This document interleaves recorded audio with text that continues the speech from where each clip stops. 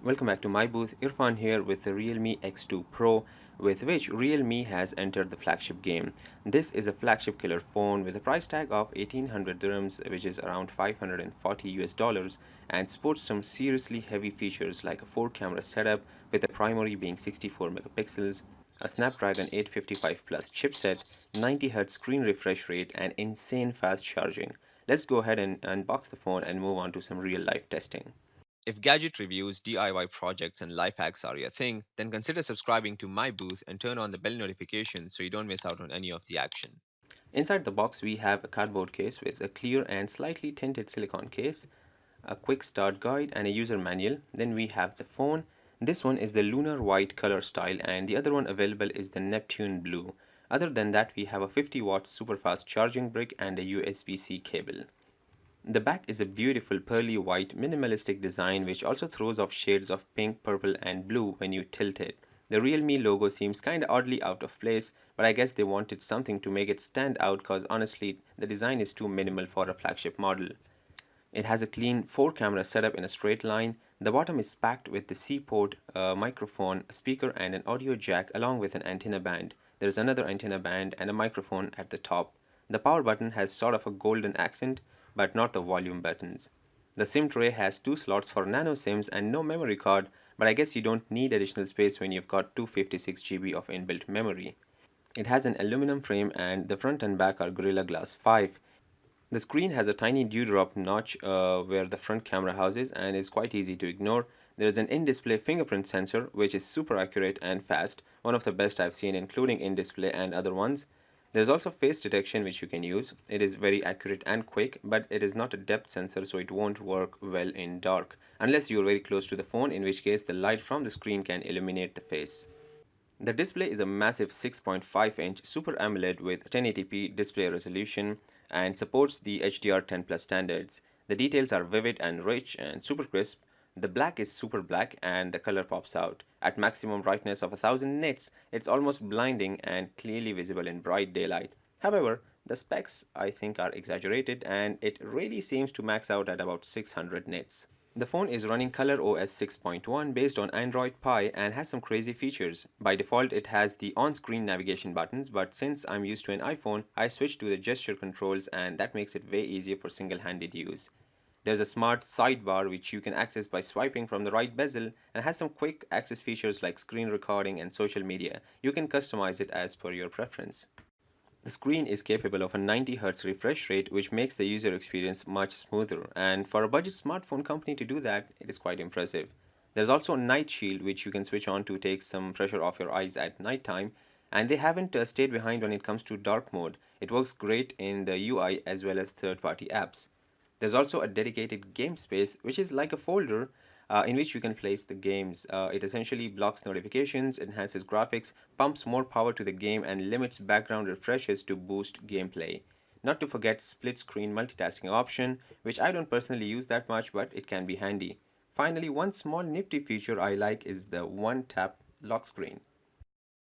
Moving on to the cameras, it has 4 cameras on the back. The primary camera is a 64 megapixel lens with f1.8 aperture, followed by 2x telephoto 13 megapixels f2.5 aperture, the macro slash ultra wide angle 8 megapixels f2.2 aperture, and the portrait lens slash depth sensor which is f2.5 aperture. The 64 megapixel shots have great detail in daylight. It is capable of producing some really good pictures on its own. Even without the 64 megapixels mode on, the pictures are crisp and clear. The 2x zoom is also fine. You can move further to the 5x hybrid zoom all the way to 20x hybrid zoom. Surprisingly, even at 20x, the image doesn't break apart as much as I thought it would. I mean, I can read signboards which I cannot see with the naked eye from here.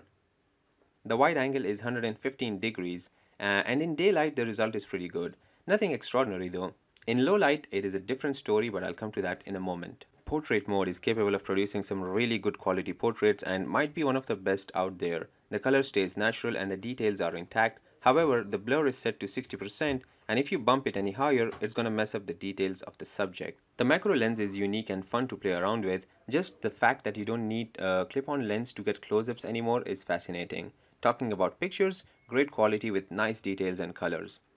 In low light, the AI sensor automatically takes pictures accordingly even when you don't switch on nightscape. And here is where things can get confusing.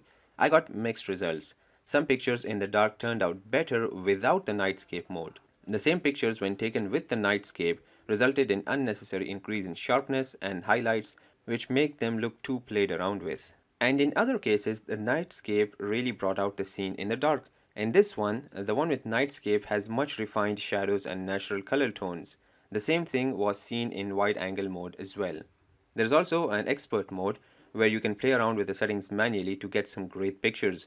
I got these at full exposure for 5 seconds in complete darkness with a bonfire close by. Videos can be recorded at HD, Full HD and 4K at 30 and 60 FPS. Here are some sample clips I recorded at 4K and 1080p, 30 and 60 FPS. The videos seem super smooth in general, nothing extraordinary about them. It is what you would expect from such a camera.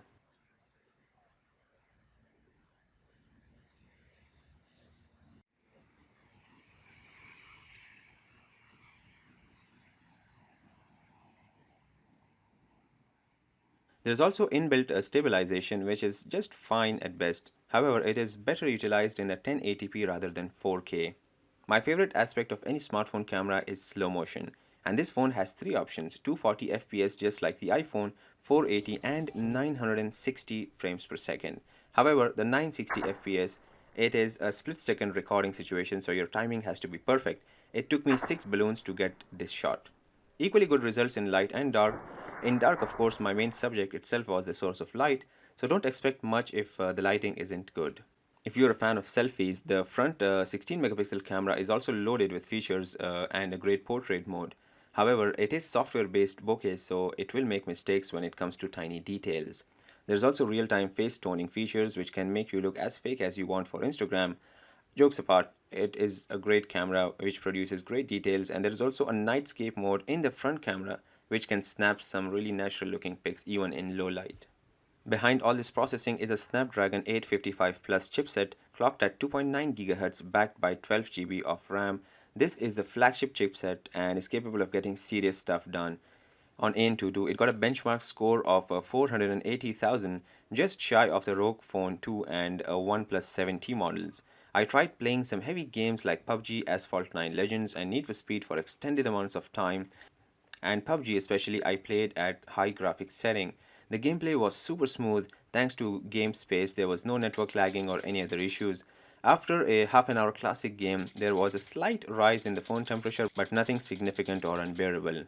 Now this is one of the most powerful chipset out there and is also powering the Samsung Galaxy and Note 10 series and the OnePlus 7T Pro as well. And it simply stands out when it comes to gameplay or any other heavy tasks. There's also an active haptic engine which has been designed keeping games in mind, and honestly the responses are pretty good.